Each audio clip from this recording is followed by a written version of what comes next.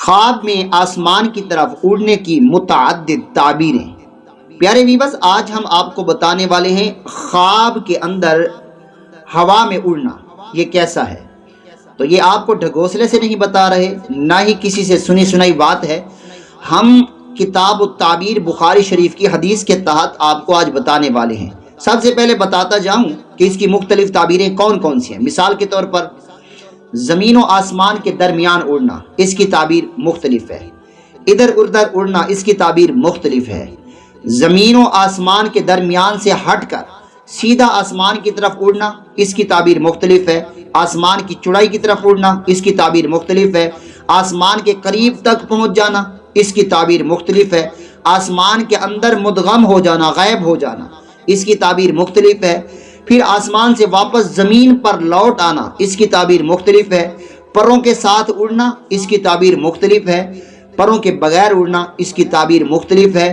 تو اسی طرح سے ہم اس ویڈیو کے اندر سٹیپ بائی سٹیپ آپ کو بتا رہے ہیں اس خواب کی تعبیر، وہ بھی کتاب التعبیر بخاری شریف سے۔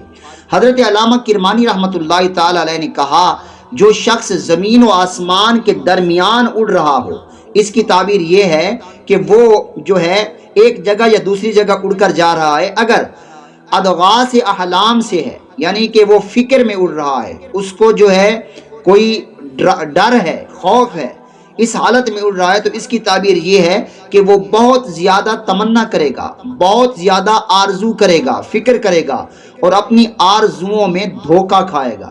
جتنی بھی وہ آرزو رکھے گا اس میں اسے دھوکہ ہی ملے گا۔ ایک یہ تعبیر ہوئی۔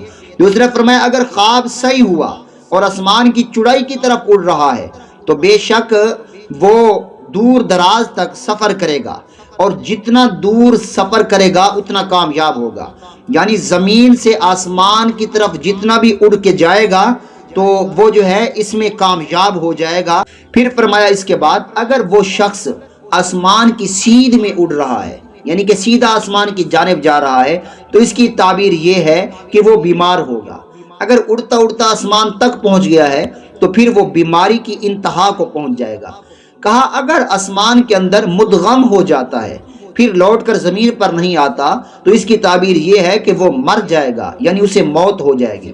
پھر فرمایا، اگر آسمان کی چوڑائی میں اڑ رہا ہے، آسمان کی چوڑائی میں اڑ رہا ہے، تو کہا اسے کامیابیاں حاصل ہوں گی۔ پھر فرمایا، اگر وہ شخص آسمان کے اوپر مدغم ہونے کے بعد وہ لوٹ آیا ہے، واپس آ چکا ہے، زمین کے اوپر پہنچ آیا ہے، تو وہ بیماریوں سے شفا پا جائے گا۔ اس کے بعد علامہ ابن ابی طالب العابری نے کہا ہے کہ اگر وہ پروں کے ساتھ اڑ رہا ہے، پروں کے ساتھ اڑ رہا ہے تو اس کو سفر درپیش ہوگا۔